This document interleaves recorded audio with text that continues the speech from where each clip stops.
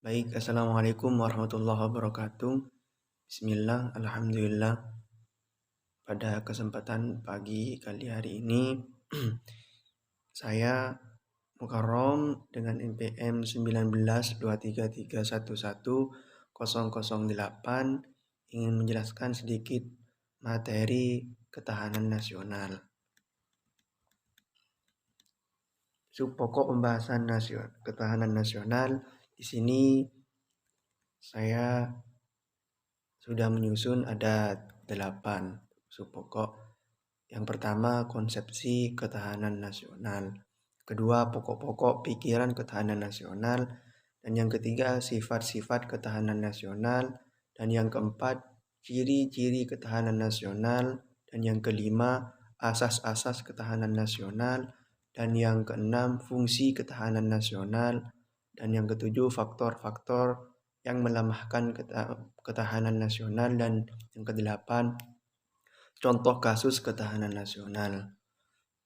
Latar belakang ketahanan nasional. Letak kepulauan Indonesia yang strategis sejak dulu kala memberikan kemudahan sarana untuk hubungan antar bangsa di sekitar Indonesia.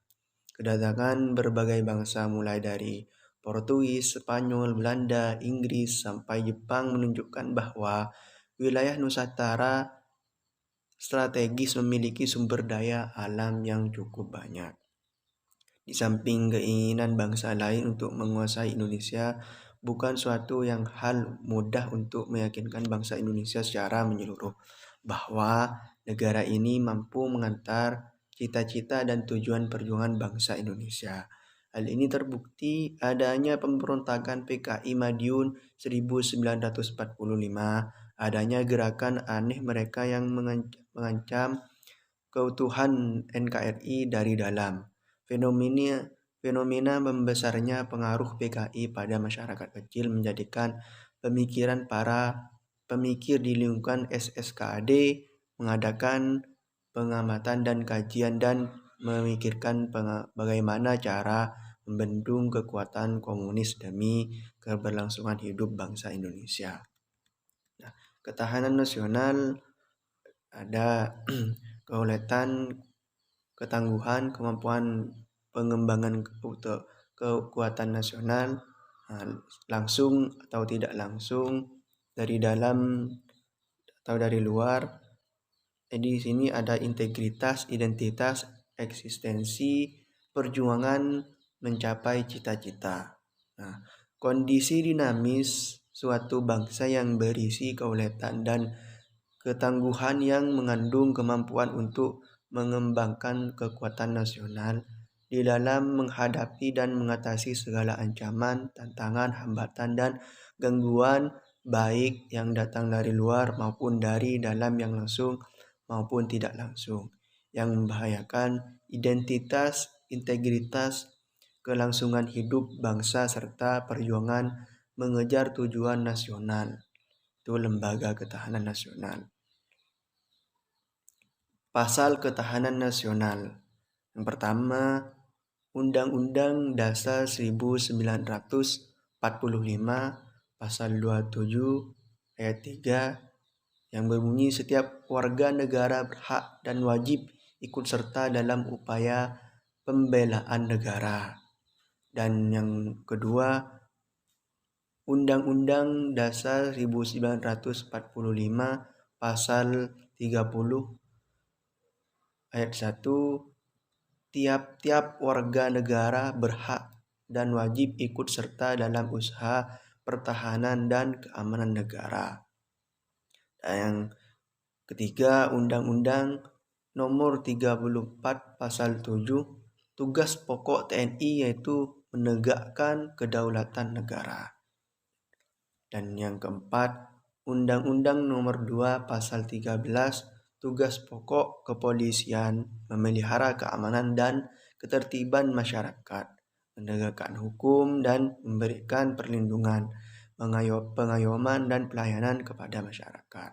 Nah, lanjut pokok-pokok pikiran ketahanan nasional. Manusia berbudaya, ada tujuan nasional, filsafat bangsa dan ideologi negara. Nah, Manusia berbudaya, manusia dikatakan makhluk Tuhan yang sempurna karena memiliki naluri, kemampuan berpikir, akal dan berbagai keterampilan. Senantiasa berjuang untuk keperluan itu, maka manusia hidup berkelompok dan menghuni suatu wilayah tertentu yang dibinanya dengan kemampuan dan kekuasaannya. Kalau bahasa di politisi biasanya yaitu zon politikon, yaitu manusia itu bermasyarakat, makhluk sosial begitu. Nah, tujuan nasional, filsafah bangsa dan ideologi negara. Nah, tujuan nasional menjadi pokok pikiran dalam ketahanan nasional karena suatu organisasi apapun bentuknya dalam proses kegiatan untuk mencapai tujuan yang telah ditetapkannya akan selalu berhadapan dengan masalah-masalah yang internal dan eksternal. Demikian pula dengan negara dalam mencapai tujuannya. Ketahanan nasional meliputi astagatra, aspek kehidupan alamiah trigatra, dan aspek kehidupan sosial pancagatra. Aspek kehidupan alamiah trigatra, yang pertama gatra letak dan kehidupan geografi, kedua gatra keadaan dan kekayaan alam, dan yang ketiga gatra keadaan dan kemampuan penduduk. Aspek kehidupan sosial pancagatra, yang pertama gatra ideologi, dua gatra politik, tiga gatra ekonomi, empat gatra sosial budaya, lima gatra pertahanan dan keamanan. Nah, falsafah dan ideologi diperoleh dari, yaitu di sini saya merangkum ada alinea keempat. Itu alinea pertama menyebutkan bahwa sesungguhnya kemerdekaan itu hak segala bangsa dan oleh sebab itu maka penjajahan di atas dunia harus dihapuskan karena tidak sesuai dengan pri kemanusiaan dan pri keadilan. Mempunyai makna merdeka adalah hak semua bangsa. Jadi kemerdekaan itu adalah hak semua bangsa di seluruh dunia ini. Penjajahan bertentangan dengan hak asasi manusia. Alinea yang kedua menyebutkan dan perjuangan kemerdekaan Indonesia telah sampailah kepada saat yang berbahagia dengan selamat sentosa mengantarkan rakyat Indonesia ke depan pintu gerbang kemerdekaan negara Indonesia yang merdeka, berdaulat, adil dan makmur. Mempunyai makna adanya masa depan yang harus diraih, yaitu cita-cita. Dan alinea yang ketiga yaitu menyebutkan atas berkat rahmat Tuhan yang Maha Esa atau yang Maha Kuasa dan dengan didorong oleh keinginan luhur supaya berkehidupan kebangsaan yang bebas, maka rakyat Indonesia menyatakan dengan ini kemerdekaannya.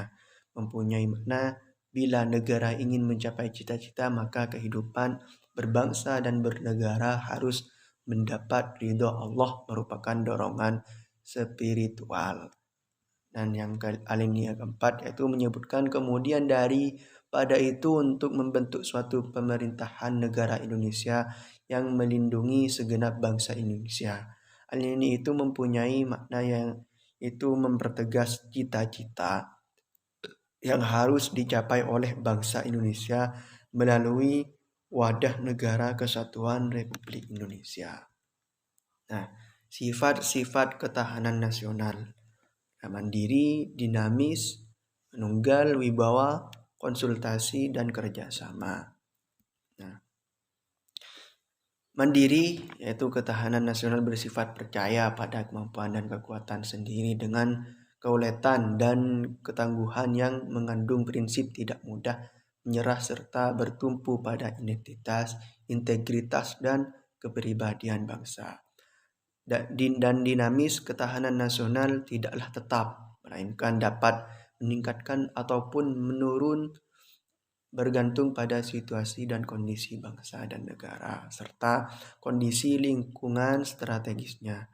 Menunggal, ketahanan nasional memiliki sifat integratif yang diartikan terwujudnya kesatuan dan perpaduan yang seimbang, serasi dan selaras di antara seluruh aspek kehidupan bermasyarakat, berbangsa dan bernegara.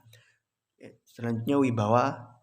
Ketahanan nasional sebagai hasil pandangan yang bersifat manunggal dapat mewujudkan kewibawaan nasional yang akan diperhitungkan oleh pihak lain sehingga dapat menjadi daya tangkal suatu negara.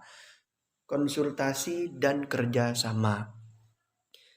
Ketahanan nasional Indonesia tidak mengutamakan sikap konfrontatif dan antagonis, tidak mengandalkan kekuasaan dan kekuatan fisik semata, tetapi lebih pada sifat konsultatif dan kerjasama serta saling menghargai dengan mengandalkan pada kekuatan moral dan kepribadian bangsa. Nah, ciri-ciri ketahanan nasional. Nah, ciri-ciri ketahanan nasional ini ada persyaratan utama bagi negara perkembangan, ada juga berpedoman pada wawasan nasional, ada juga terfokus dalam mempertahankan kelangsungan hidup dan perkembangan kehidupan. Ada juga didasarkan pada metode Astagastra menghadapi dan mengatasi tantangan, ancaman, hambatan, dan gangguan. Nah, asas-asas ketahanan nasional, asas ketahanan Indonesia adalah taat laku berdasarkan nilai-nilai Pancasila, Undang-Undang Dasar 1945, dan wawasan Nusantara yang terdiri dari 1. Kesejahteraan dan keamanan, yakni adanya keseimbangan antara keduanya.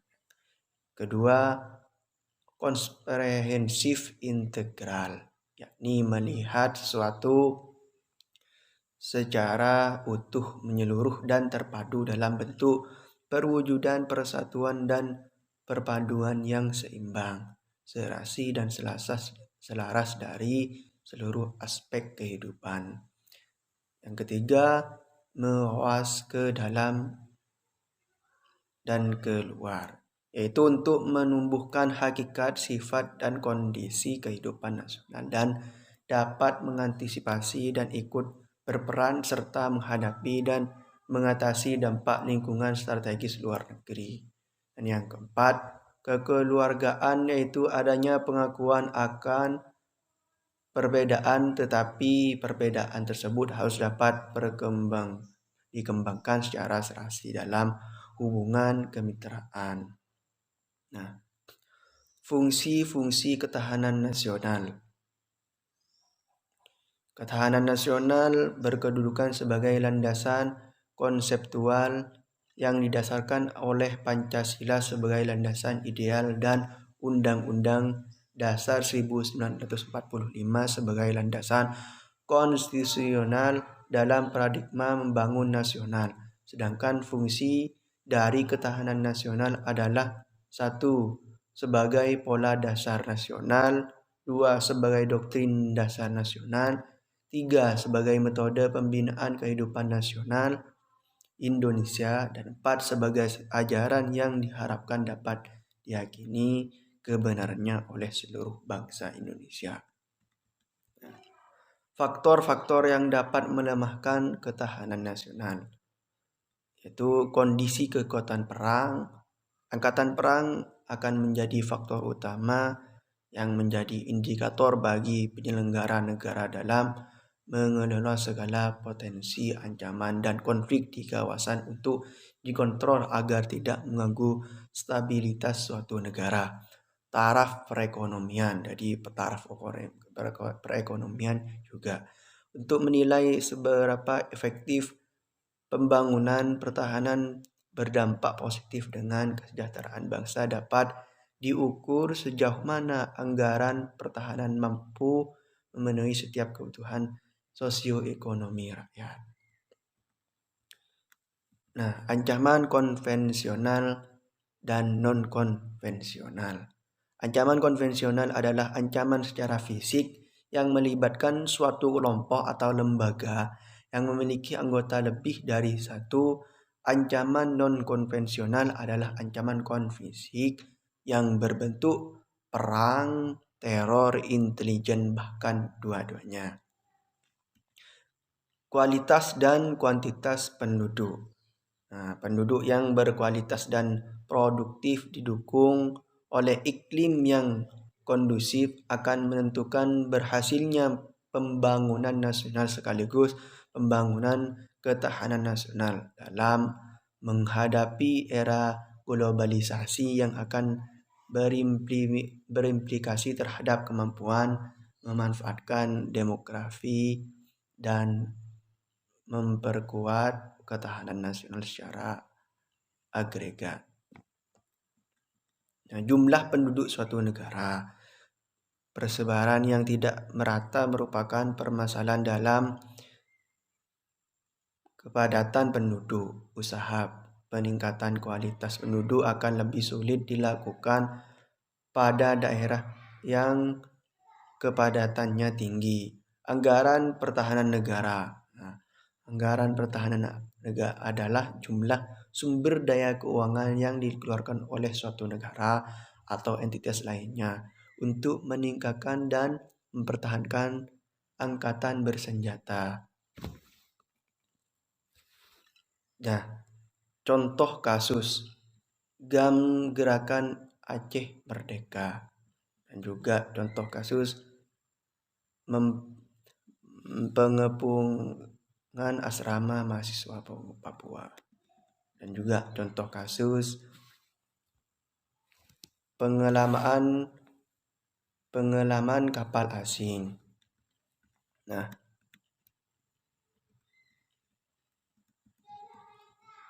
contoh kasus GAM Gerakan Aceh Merdeka yang juga ini saya ambil juga banyak di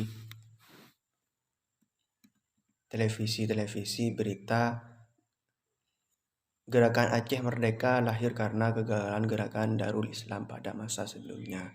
Darul Islam muncul sebagai reaksi atas berpihakan Jakarta terhadap gagasan formalisasi Islam di Indonesia. Darul Islam adalah sebuah gerakan perlawanan dengan ideologi Islam yang terbuka bagi Darul Islam. Dasar perlawanan adalah Islam. Gagasan ini berkembang dalam gerakan Darul Islam di Aceh. Keinginan Aceh untuk melakukan Islamisasi dan di Indonesia menjadi lebih sempit hanya sebatas wilayah Aceh. Perubahan ini terjadi disebabkan karena kegagalan Darul Islam di seluruh Indonesia sehingga memaksa orang Aceh lebih realistis dalam mewujudkan cita-cita menariknya. GAM yang melanjutkan tradisi perlawanan Aceh ternyata tidak melanjutkan ideologi Islam yang terlebih dahulu digunakan oleh Darul Islam, tetapi GAM lebih memiliki nasionalisme Aceh sebagai isu populasinya. Contoh kasus yang kedua yaitu kasus pengepungan asrama mahasiswa Papua dan juga contoh kasus yang terakhir penenggelaman kapal asing. Peristiwa penenggelaman kapal asing sering terjadi di Indonesia bukan tanpa sebab kapal-kapal tersebut ditenggelamkan, melainkan karena kapal-kapal tersebut telah melakukan pencurian atau illegal fishing terhadap kekayaan sumber daya laut di Indonesia. Menteri Kelautan dan Perikanan Susi Pujiastuti pernah menenggelamkan sebanyak 4 kapal di Selat Lempa, Kabupaten Natuna, Provinsi Kepulauan Riau. 2 dari 4 kapal ditenggelamkan oleh beliau di laut lepas dengan cara dibocorkan dan diisi air, sedangkan 2 kapal lainnya direncanakan akan dijadikan monumen di sentra kelautan dan perikanan terpadu di Natuna. Tindakan tegas berupa penenggelaman kapal asing yang melakukan tindak pidana illegal fishing yaitu wilayah laut Indonesia bertujuan untuk menunjukkan ketegasan dan keseriusan pemerintah Indonesia dalam melindungi kedaulatan wilayah dan hasil alam yang dimilikinya. Mungkin sekian yang dapat saya sampaikan. Kurang lebihnya saya mohon maaf apabila ada salah kata dan juga sajian materinya kurang baik. Saya mohon maaf atas kekurangannya. Terima kasih. Billahi taufiq wal hidayah. Wassalamualaikum warahmatullahi wabarakatuh.